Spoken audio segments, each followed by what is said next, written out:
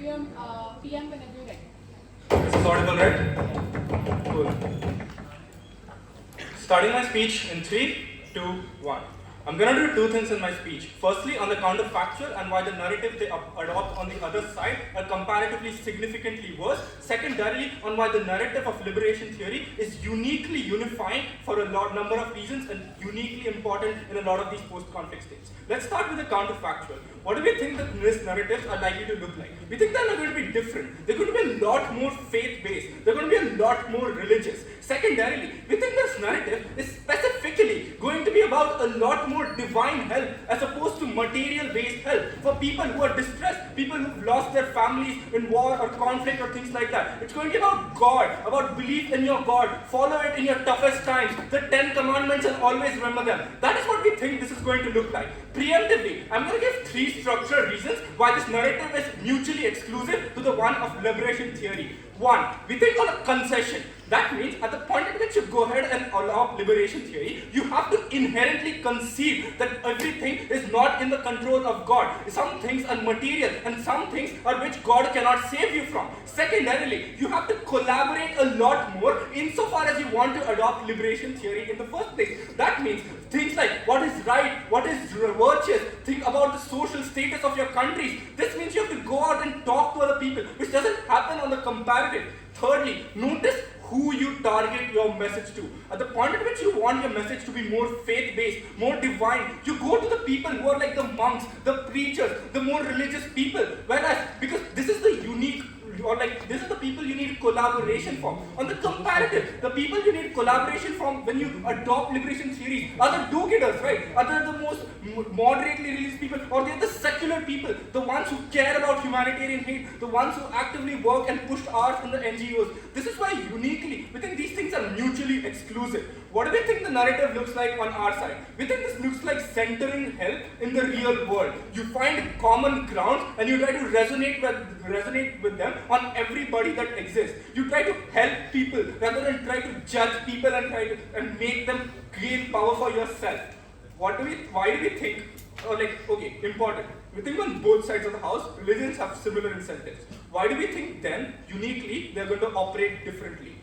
Firstly, on our side, people understand that God alone can't help you, and there is an acknowledgement of the functioning of the society in order for you to be able to go ahead and do this. What does this look like? This means that the more potent of the messages that religions often put out are like things like helping thy neighbor. This is when people go out and donate a lot more. This is when people try to care about each other a lot more, provide help to people who are affected and consolation to them and help them move on and try to help other people. On the comparative, they are reliant a lot on God and His messenger, their faith, in order to try to save you in the toughest of time when someone loses his father to a war, to like a war or something. This is the faith-based messaging that you try to rely on that makes them feel better. We think it's significantly better that they adopt or try to understand why society needs to function in the first place. Secondarily, we think you find a lot more commonalities. There are 3 structural reasons for this.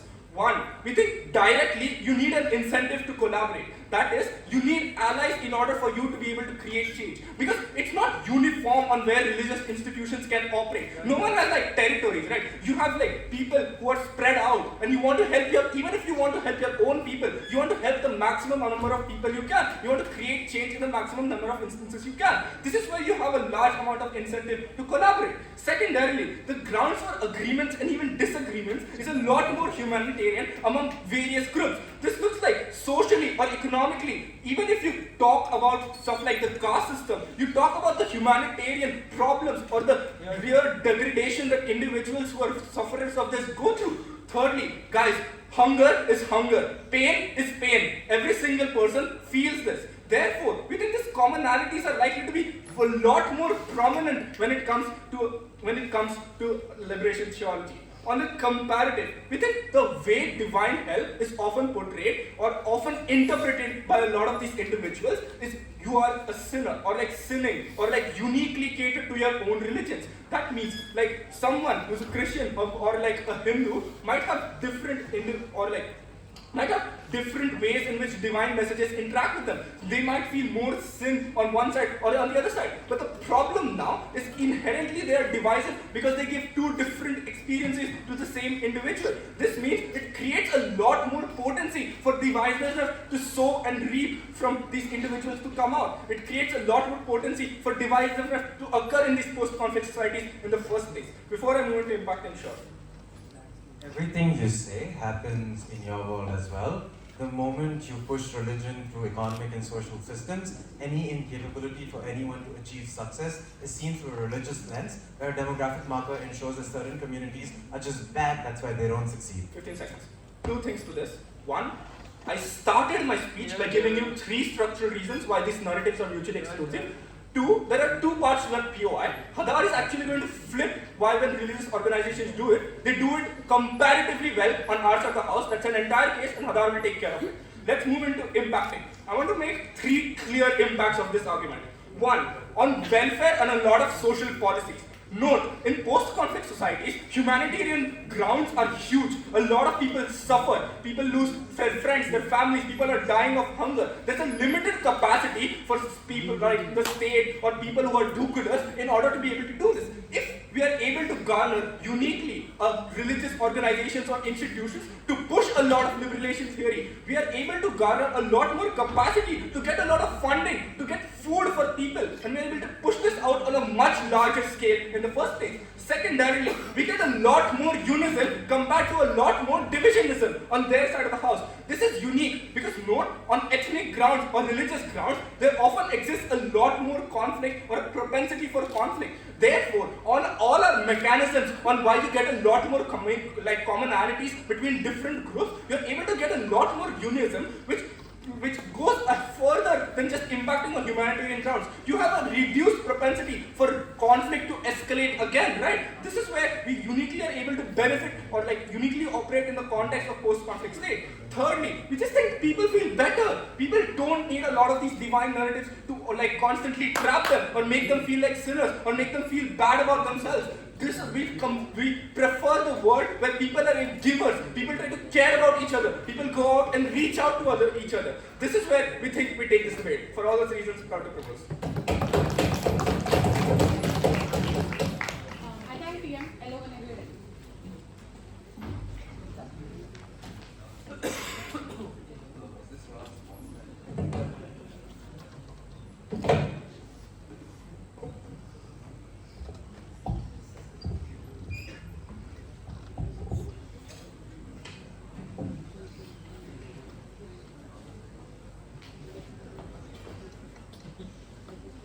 Hi, I'm just checking if this is clearly audible to everyone in the room.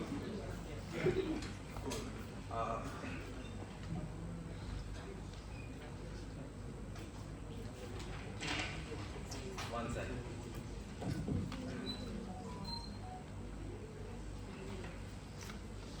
I will start the speech in 3, 2, 1. Panel. Firstly, we think that conflict in most of these states has happened on the basis of religion or other fault lines that have emerged through culture and religion, which means that any action bases religion in their world, where religion or religious institutions push through socio-economic factors, is bound to be seen through demographic markers of that religion. This is where two notes on rebuttals. Firstly, we think faith-based systems are simple. They tell you to believe in God, they tell you to do good, they tell you to believe that there will be better systems. This is also symmetric in their world to a certain degree, where they mean that certain actions of theirs which go into socio-economic spheres are bound to be based on the religion. Certain kinds of businesses you're supposed to do, certain ways you're supposed to conduct business, certain ways of people who are supposed to bound to be better in business. And similarly, which also means that people who do not succeed are bound to be seen through certain markers. And I don't see the exclusiveness benefit of it, because they just tell you, oh, it's better. I can believe that I can faith at one side and go to business and keep them separate and still be feeling okay post-conflict. But here's the large argument and why they can't take this debate. The first thing that they tell you is that this system succeeds. To win this debate, I need to tell you why the mechanistic solution of it is unlikely to succeed in all instances. One, most of these conflicts are based in systems of post-conflict religious states. which is like a Palestinian-Israeli conflict, the Sri Lankan-Sinhalese conflict, the Belgian system, where all the bases of differentiation happen on a conflict on the basis of the religion that people follow. Which means any rollback post-conflict is bound to fail because of three structural reasons. One, because the religion that won is bound to be the one that is practiced positively, which means any action of that religious institution is bound to be seen through A, pushing their religion, but two, through a certain lens of hate, which means two, resistance from those who did not win are supposed to, like regardless of who's supposed to help you in the world now, is supposed to be seen through a certain sense of failure of their own religion, but also a distrust. For example, African Americans in the 1960s not wanting to go to hospitals, or Muslims in the 2020 COVID conflict not wanting to take vaccines because they felt distrust towards a state which is actively propagating a certain religion, but also going to socioeconomic spheres of what that religion meant. But third, but also further, it creates a vacuum, which means the moment as a minority I feel that a majority of religious institutions is trying to solve problems for me, I feel that I do not trust them, which means I tell my community members not to trust them and go inside my vacuum. Which simply means my access to ability to access things which are beneficial for me is unlikely because I view everything through a religious angle. The fact that when I do not do it is bound to be seen as individuals of the majority religion believing that, oh, these are problematic characters, they're bound to do this, they always did it. That is why we need to continue eradicating them. The impact here is simple. Regardless of what happens, and here's like a more realistic thing that is bound to happen in this instance, right? The moment that you do this, the kind of religion that you have is bound to take a demographic marker, which means even in instances where you're taking stances, there are certain religious undertones to the stances that are taken up. For example, the Kurds versus the ISIS, where people are from, where people are like certain communities are seen. This is also replicated in Bosnia and Serbia. Which means religion becomes a demographic marker of how you act, what you conform to, what you believe in. The moment they try to permeate spaces of your everyday life, every action you do, where you live, what you work, how you perceive people and their actions is bound to be seen in those instances. For example, in India currently, Christian missionaries are seen with a lot of suspicion and are attacked by Hindu majority because any action that they take is seen by a lens of suspicion because they feel that their religious fabric is being destroyed. What that means is this mechanistically takes out the benefit that they want you to like believe in because people are unlikely to want to opt into the system in the first place. It's not even 15 seconds. But secondly, the impact that it creates is that a political group or all political groups that are formed in post-conflict societies are bound to be basis religion. Because the idea that you push is that there are certain religions that do certain actions, that's why you have more likely to create further fault lines or further stemming from those fault lines, religious groups which continue to propagate the same systems of belief. This largely does two things. One, it mechanistically takes out all the benefits that they believe will come through, but two, it takes away from their capability of ensuring that conflict does not happen in the future, not right now. Secondly, let's take the principle up. Let's see why this is principally against the idea of the people that you want to have in the world. And I'll take this in two ways. I'll take this in the game of perception, one, but also take this in terms of how a minority feels what goes against that. One, we think, and the underlying basis of all the argumentation in any religious debate is, religion gives hope, and hope helps you blind yourself from the realities of life and helps you become better. Agreed. The problem is that all your actions then are seen as religious, which means that perceptions of religions which are bad are bound to be seen as worse.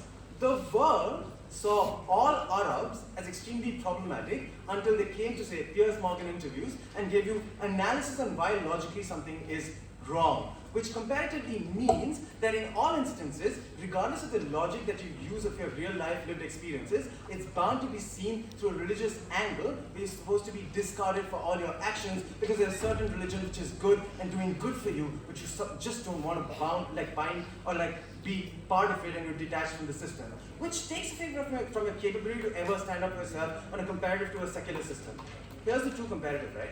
The reason that in India you don't have bombings and you have outrage against lynchings is because it's a secular state which made sure there's a detachment from the idea of religion in all instances, which meant that all individuals are equal and the religious institutions could not push for certain ideas of benefit and be supported in their work. Yes? This is a supports motion. You can't fiat the erasure of religions and religious institutions in post-conflict states. They have to do something on your side. You can't just remove them. Yes, they do something. They tell people to believe in themselves. They tell that the state will do well, but they detach themselves from the state. It's simple. what is the trade-off when you opt into a religion? Because, let's be honest, no religious institution goes out there and says, we'll do everything good for you, and you don't have to care about anything, darling. It's simple.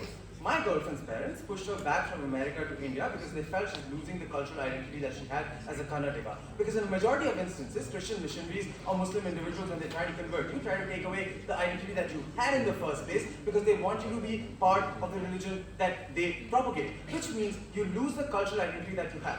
The impact here is, in a majority of instances, the people who went to Americas thought that they could become American post 9/11, asked the Egyptians how they were still treated as others because they were seen as brown. Which means in all instances, you're now left without a cultural tie in their world, and you're left without your own identity and without your communities who supported you. What is the alternative? Why is it better? We think propagation of secular states, which is based on welfare systems detached from religion, ensure that all individuals are seen as equal. No religious institutions are seen of more value to create benefit, and faith-based religions are then bound to say good things, but not to actually delve into what the state does, how the state does it, and act in ways which take away from people very, very proud to do.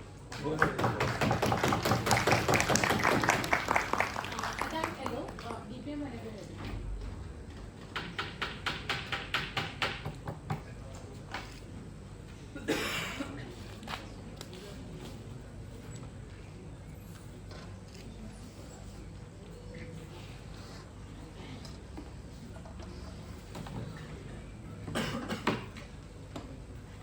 Can you hear me well?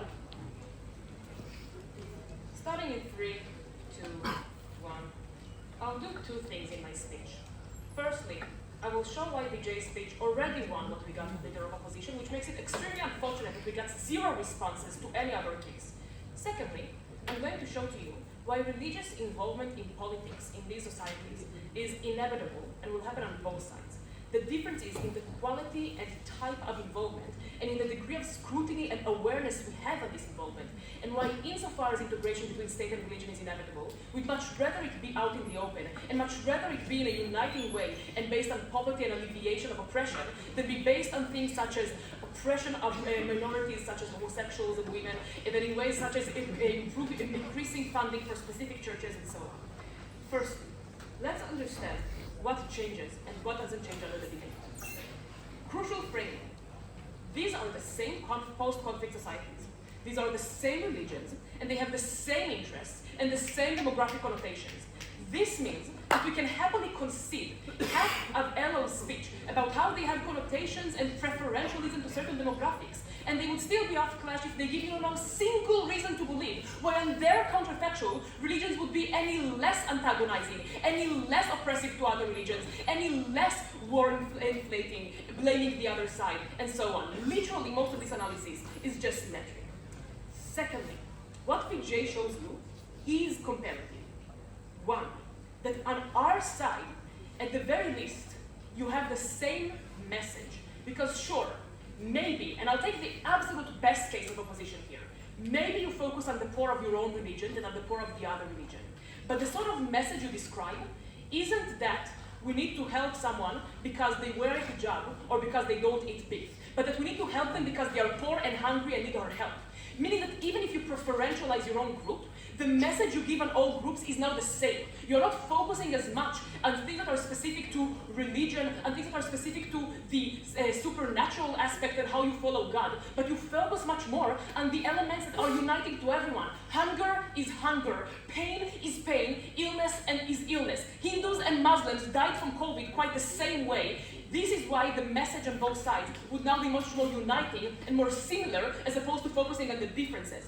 The second difference that was already in Vijay's speech and got no rebuttal is that on our side they have to collaborate.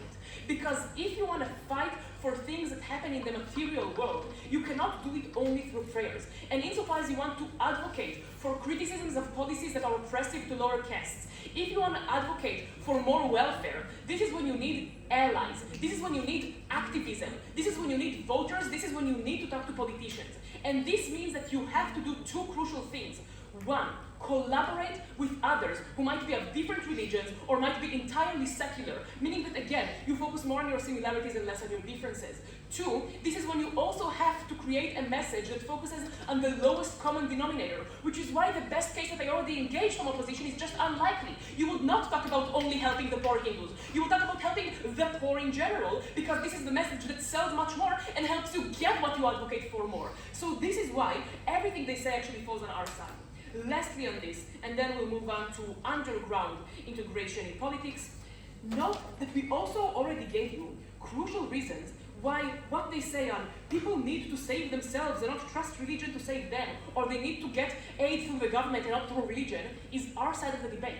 Welcome to proposition bench, because here are the reasons Vijay already gave and gets your engagement, and why when you operate through liberation theology, you have to also concede that there is some degree of material things that God cannot save you in, but the government needs to, or other people in your community need to. 1, because you have to collaborate to get your power, which leads to a lot of these concessions. 2, because the type of people who are likely to join as advocates of your religion, the type of people who choose to become monks, the type of people who choose to become nuns on our side of the world are people who buy into the message that we need to help people out of material suffering, poverty, illness, and these are the kind of people who are likely to not blame you for your poverty because you didn't pray enough, because they are the kind of people who have empathy for your poverty, and the kind of people who know that oftentimes you couldn't be the least senior person and the most saint because poverty forced you to. So the type of people who advocate for religion are from the first place better people on our side. Lastly, because on our side, you have to give a message that also criticizes things on the ground. You cannot fight oppression, you cannot fight poverty, you cannot fight illness if you don't explicitly say things such as the moldy policy on vaccines reluctance and letting people and avoiding lockdowns killed people. You have to comment on political issues. You have to comment on things that happen in the material world, not just in God. And this is when people become aware of the impacts that their government and their community have. Everything opposition says falls on our side. Lastly, let's talk about integration with religion, with the government, but before that, engagement? Sure. Religion exists anywhere in the comparative. Any debate occurs on reasonable metrics. Explain what a reasonable discussion of religious policies looks like, please. We did. You talked about you need to help the poor.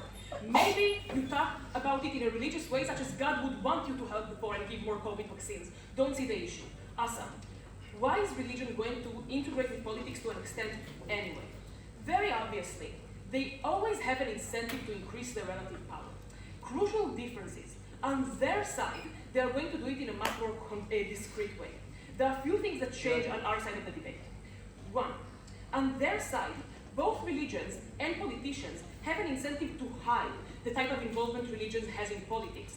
Because 1, religions don't want to alienate voters of other parties as opposed to the political nominee that they supported, and politicians don't want to alienate voters of other religions. So they both have an incentive to hide it when politicians agree with religions on things such as let's ban homosexuality or let's give more money to churches or to these temples and so on. Why is it happening less on our side? For 2 reasons. 1, politicians cannot anymore fake independence of religion.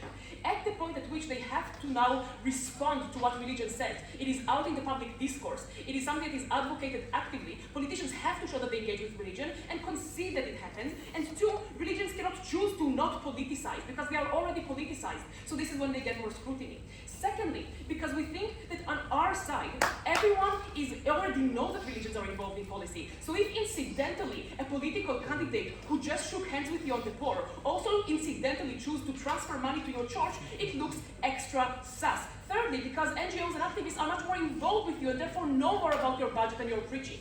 Hence, we get much more scrutiny of it on our side. Beg you to propose. Item BPM, the other one will be ready.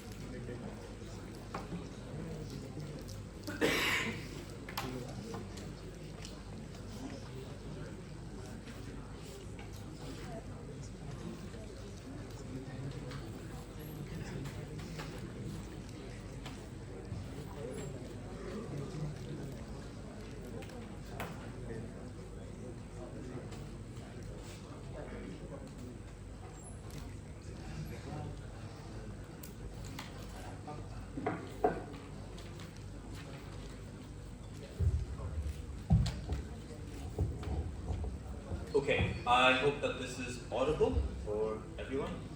Yeah? Cool.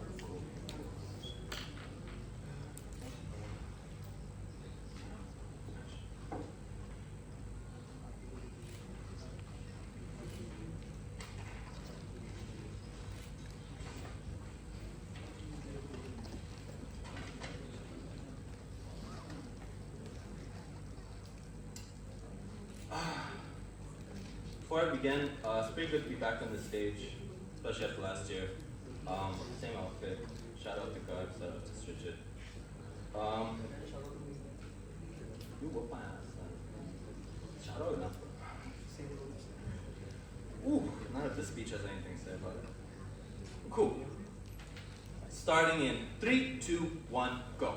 Panel, 4 points for rebuttals. We're getting into the comforted case after that. Number 1, multi-policy vaccines. No one's using fancy words in a post-conflict society where people lack the basic educational standard to understand these concepts, especially the idea that you're out of school for 5 to 6 years. You likely are going on religious demagoguery, which means that we should do this. People should get food. You should have access on broad terms that goes out to your voter base that's there. Number 2, religious leaders are not inherently good. They just assert this in a vacuum of mech that Hadar thinks is going to work. The time you platform these leaders, you necessarily bring people who have internal narratives to propagate their own religious bases and get validation on how big their congregation works. This works for all Judeo-Christianic religions that exist. Number 4, religions have subsects, which means at the time that majority of conflicts occurred because Shia-Sunni disputes, we fail to see how there's some overarching hierarchy of system and structure where you're going to get these type of comprehensive changes that they say is going to occur on their side of the house. No POIs before 5, please. Religion focus on religion, first constructive then debate. We said religion should focus on religion, which means to say this is important in reassuring the belief that life has an afterlife,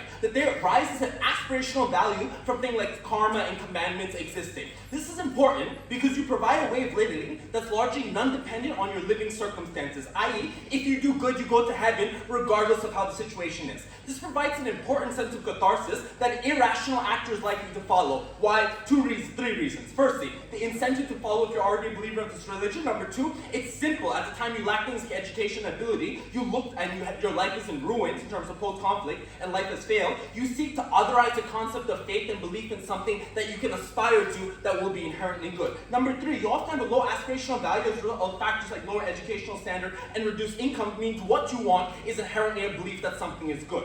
Government says you move away from God. Untrue, because you lose the base of support to assert yourself if they're going to go through religious leaders, which means the funding you get from your people, the amount of people who are going to come to your congregation and listen to words that you have to say, which means realistically, what you do is you propagate this through a lens of this is what God would think is good, i.e. this is what God wants, i.e. God thinks his action is inherently good in and of itself, which means you exist in that. Not before 5, sit down. Comparative. The comparative on their side is that you make a promise through advocacy implicitly, even though they try to go away from the burden. Why is this so? Number 1, you hold guiding power, which means at the time that you say something should happen, your believers believe that should happen at the time you put your belief and faith in this particular religious organization. Number 2, that change is seen through the idea that my religion brought it, thus that empowers the idea that the belief that my religion often knows better, which means that you have a slight elitist advantage toward what you believe charity should look like.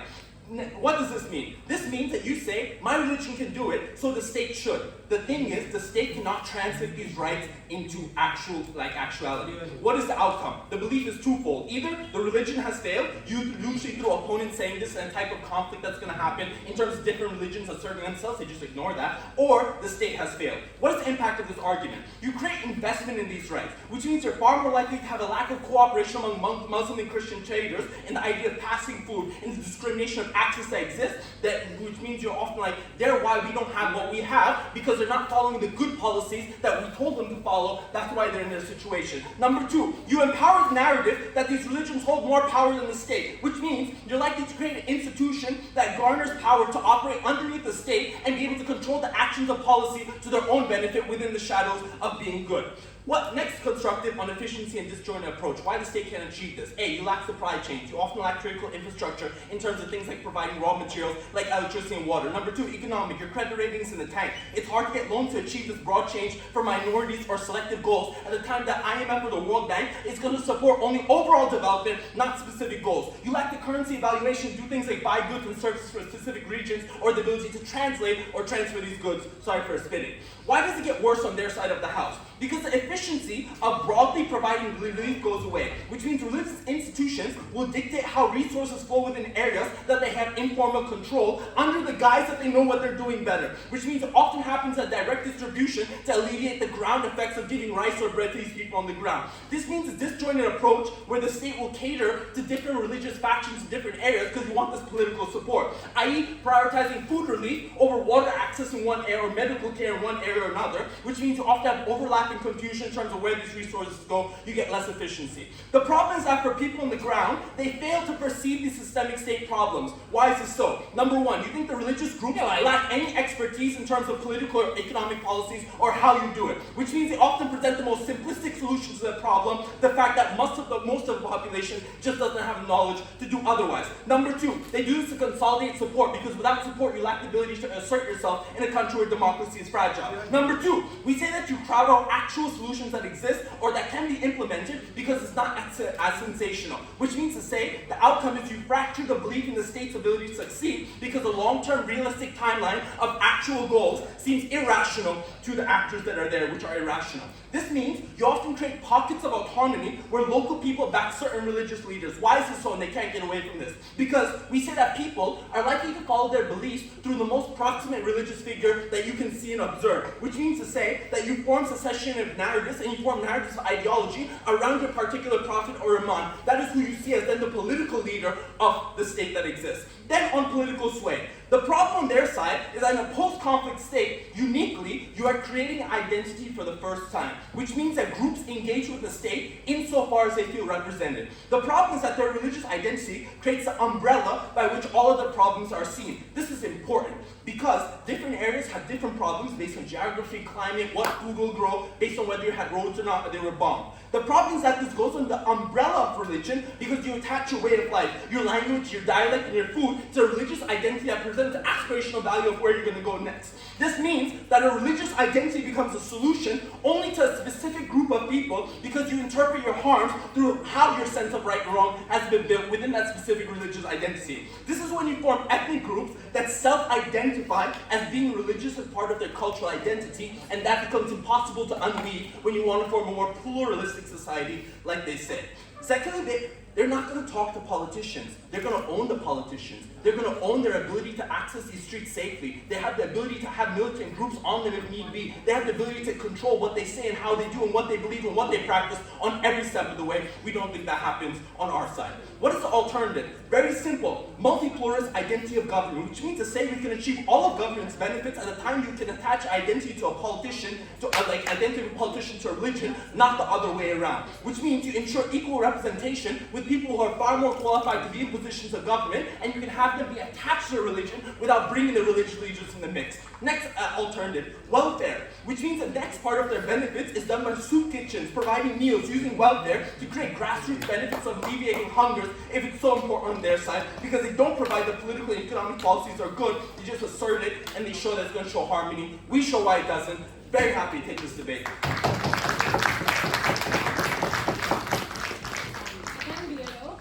Government will benefit.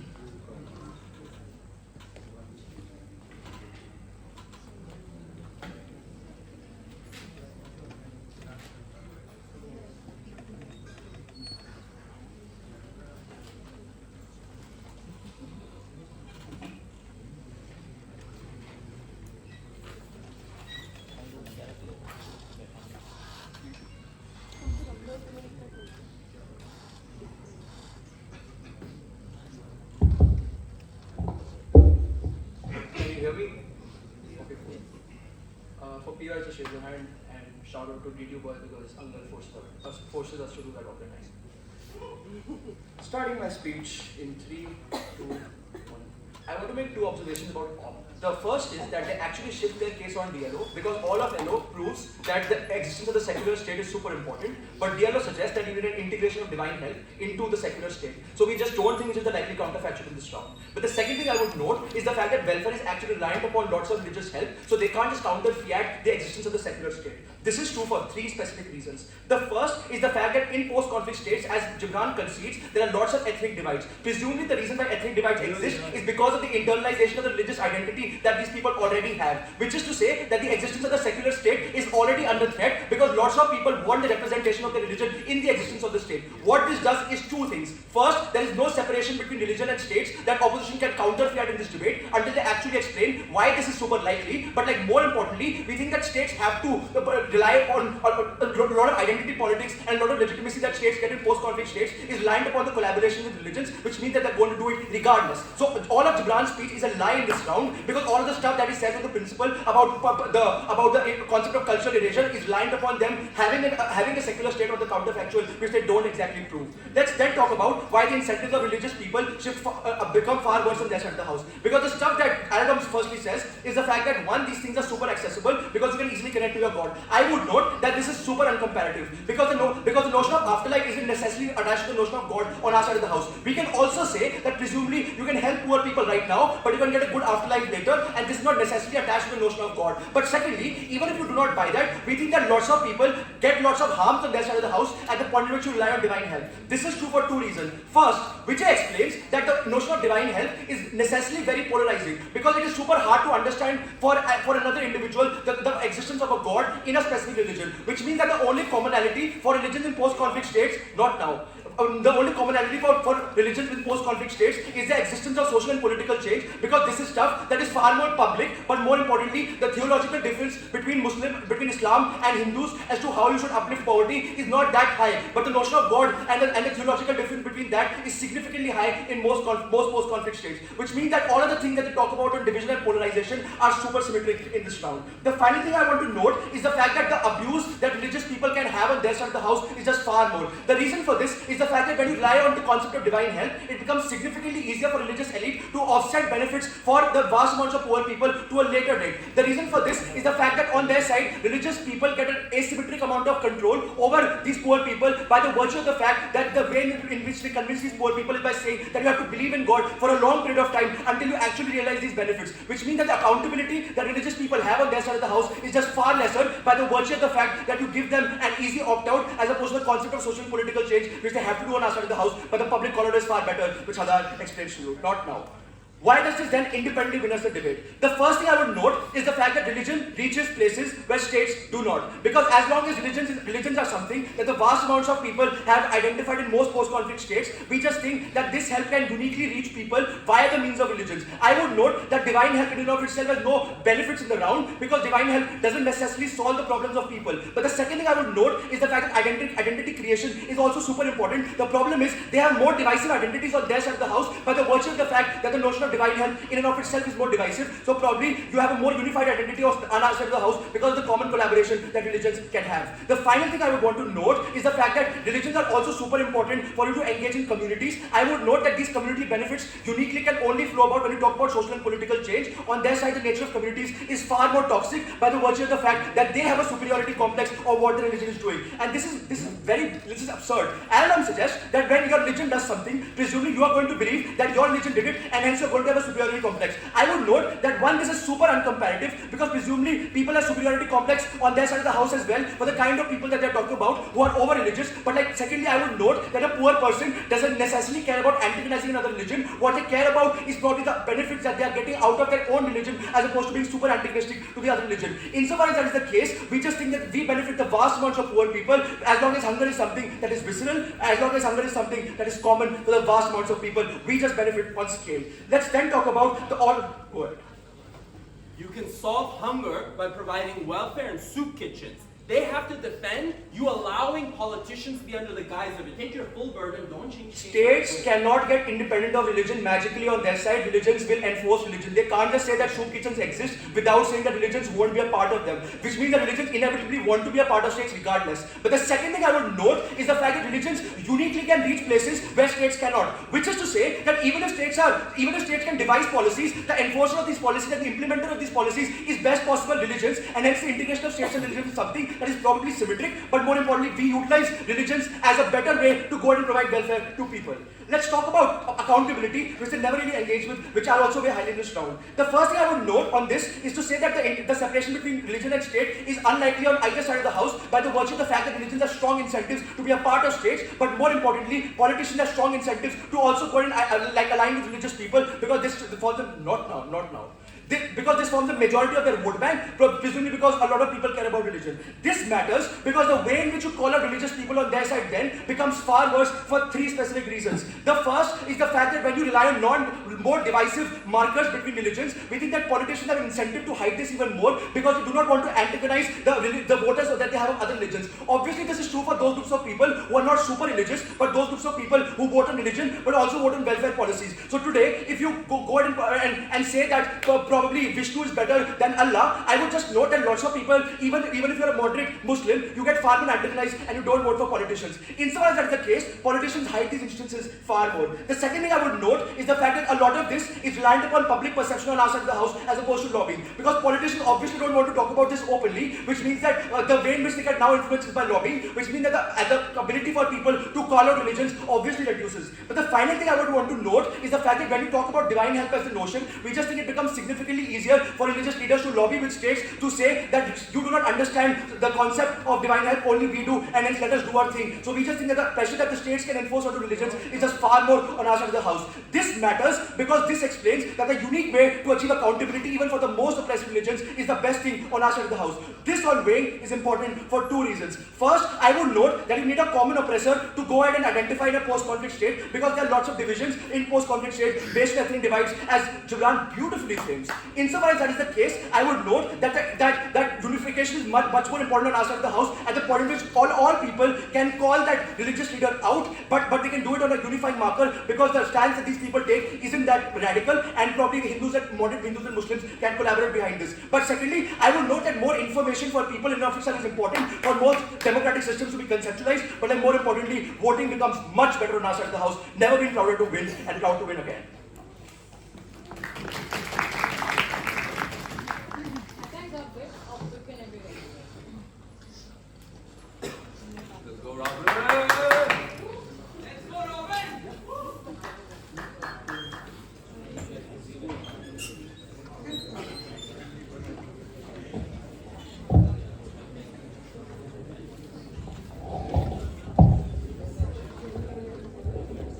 This is too high for you. Take an alternative. Can we get a table?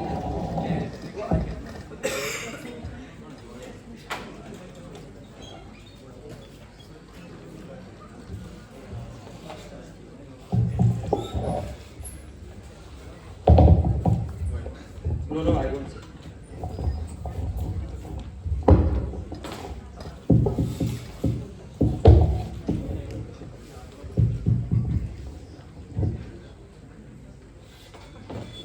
Am I audible?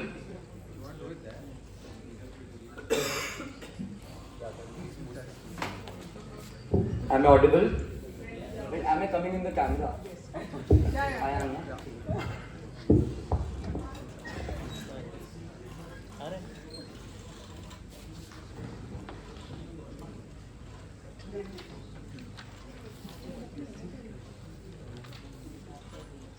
Alright, so before I start my speech, I thought if I'll reach finals, I'll do this for sure.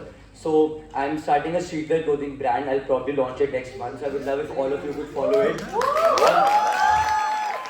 Instagram, it is Raw and Rugged One. I repeat, Raw and Rugged One. So I would love if you would follow it. Raw and Rugged One. Okay, cool. Yeah. Just beginning. Cool. Starting my speech in 3, 2,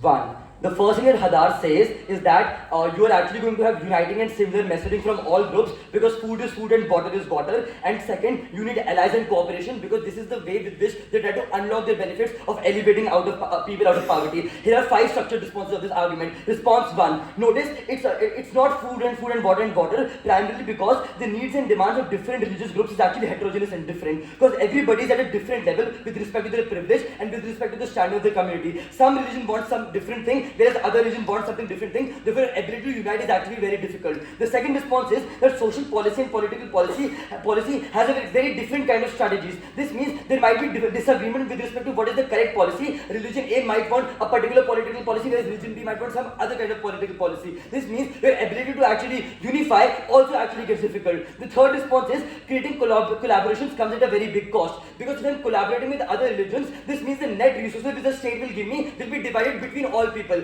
I owe my highest obligation towards my own people. This means I have a selfish incentive to cater towards my own people the most. This means there's less incentive for me to actually include other people primarily because I want the most of the pie to myself. The fourth response is that there's ideological differences between various religions by virtue of historical conflict and by virtue of historical indifferences like Hindus and Muslims. This means your ability to actually collaborate with them also ceases to exist primarily because you just inherently don't want to, even if there's a possible benefit accruing out of it, because you deontologically don't believe in their cause. The last response is that there are subsets within a religion like Shia and Muslim. Oftentimes within subsets also there is so much disagreement with respect to what is the right consumption. Insofar as that is true, within your ability to agree and come to right cause is also very difficult. The conclusion to the argument is pretty simple. We think everything is very fragmented. Different religions are asking for different things and therefore there is no unity at all. The conclusion we draw from this that Gulf can't unlock their benefits of elevating out of poverty because they only had 2 mechanisms which Hadar gave, unity and allies.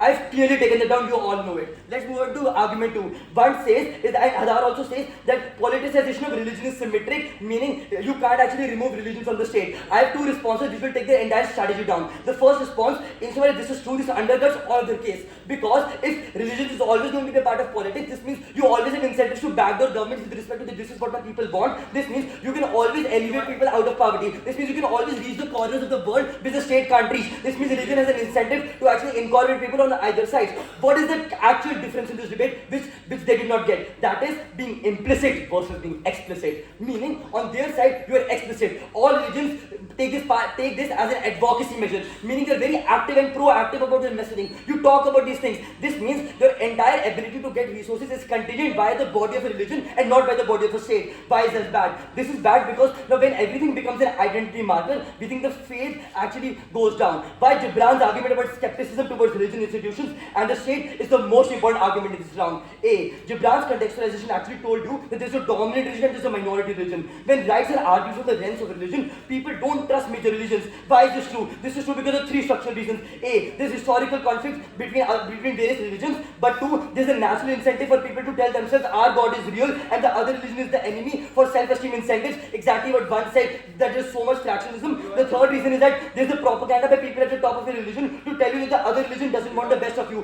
Why this matters the most in this debate? Reason 1, this solution does not work because even if there is honest help on their side, the honest help is not received, it is not accepted. I think you can give them the debate on the idea of giving help, but when people don't accept what's the value because of skepticism. Jibran tells you a lot of people rejected vaccines by virtue of skepticism that they don't want the best for me. But 2, minority religions feel like shit because everything is passed down by the lens of majority religion and not by the lens of state. Weighing on vulnerability, these people are the ones you ought to care about the most. But to on context, in a post-conflict society, you want stability the most. You want people to feel a part of the state. This is the most deontological impact that can ever exist. For people to feel that the state can actually give me a future, that this is going to be a new world and I'm going to be part of this country. This is the biggest benefit that can actually accrue on this round. Let's move on to the next thing. The next thing I'm going to explain is that why faith in the religion and the state is the most important in a post-conflict society. I'm going to explain why this metric is most important to have this faith constant, and then I'm going to explain why we bring on this metric. Firstly, why this metric is more important. This is because of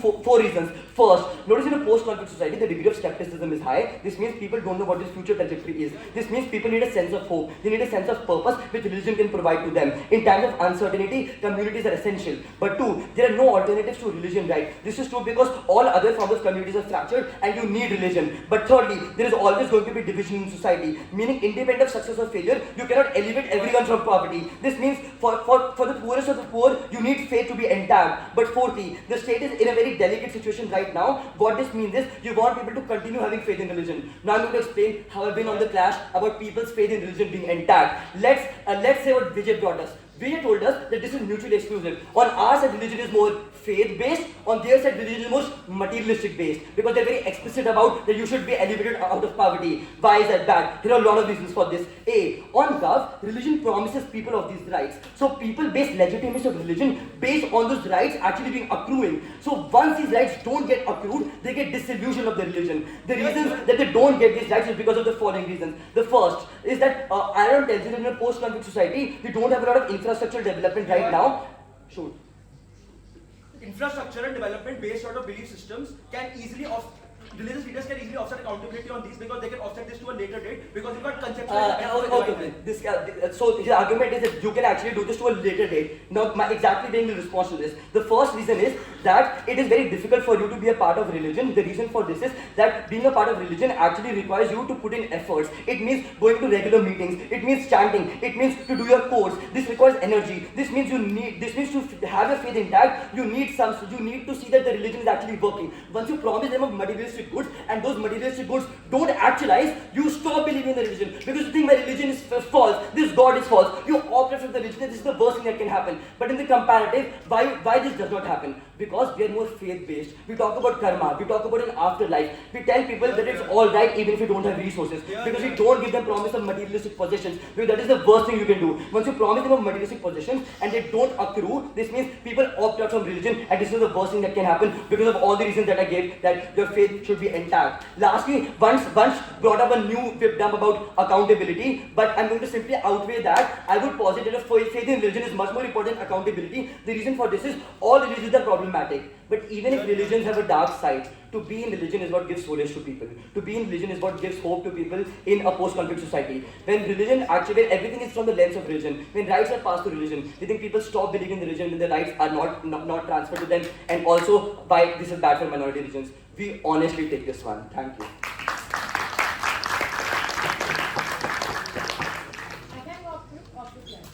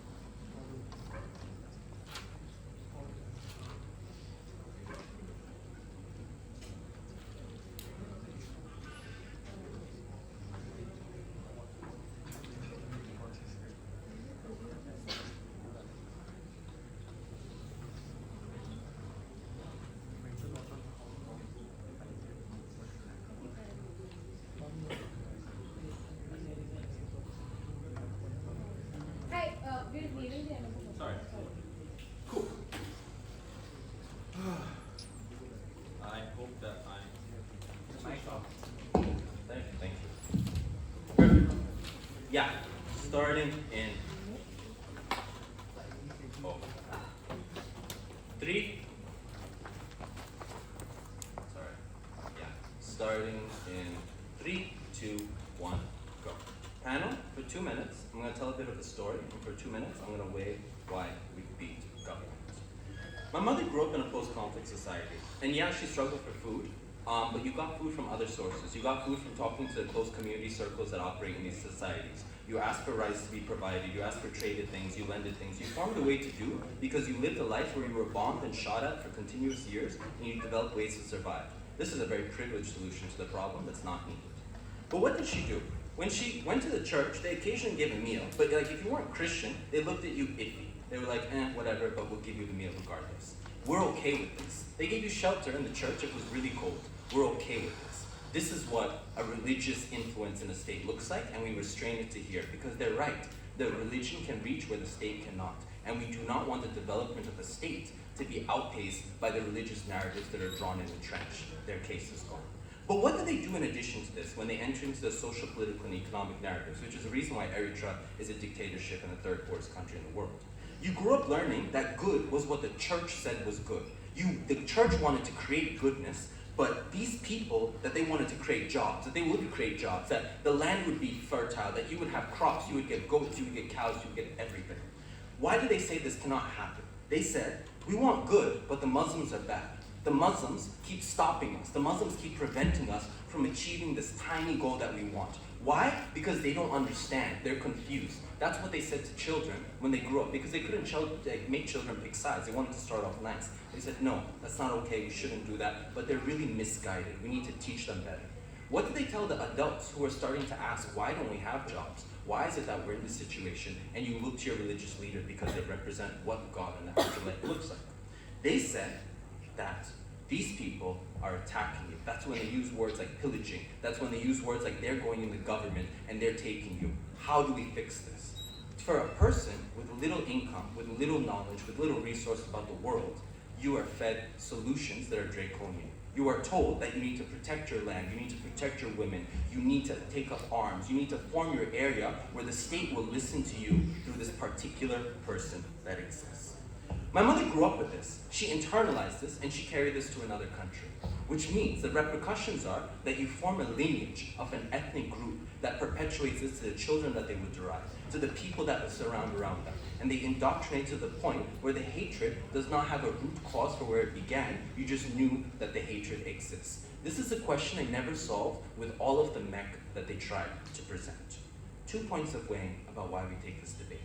First, implicit versus explicit, which means the action and the idea that there is a religious reach where the state cannot, and you have a non-religious state. The action of having backdoor support means that as a politician, you at least have to on-face justify the policies that you're bringing. You have to say, this is the reason why this economically works. You have to at least present that veneer of okayness, which means that political, religious institutions have to do backdoor things. We're okay with that in our worst case comparatively, and they still didn't prove that. What do we not want? We do not want demagoguery. We do not want the ability for state to start funding these religious institutions because they understand they're necessary and critical to their survival. We don't want the state to allow religious leaders in these areas to prop up and create local autonomy areas because that's the only way in which they create change. All of this becomes inherently more likely on government's paradigm.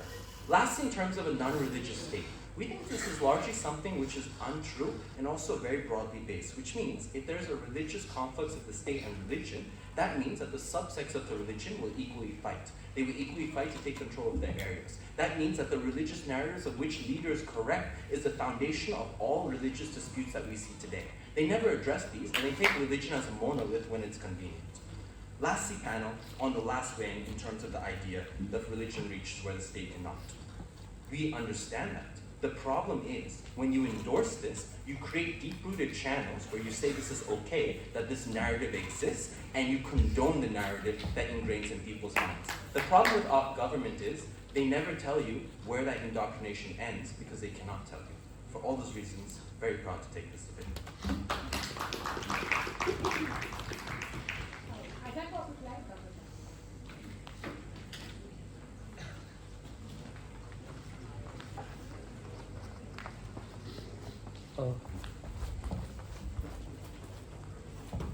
May I?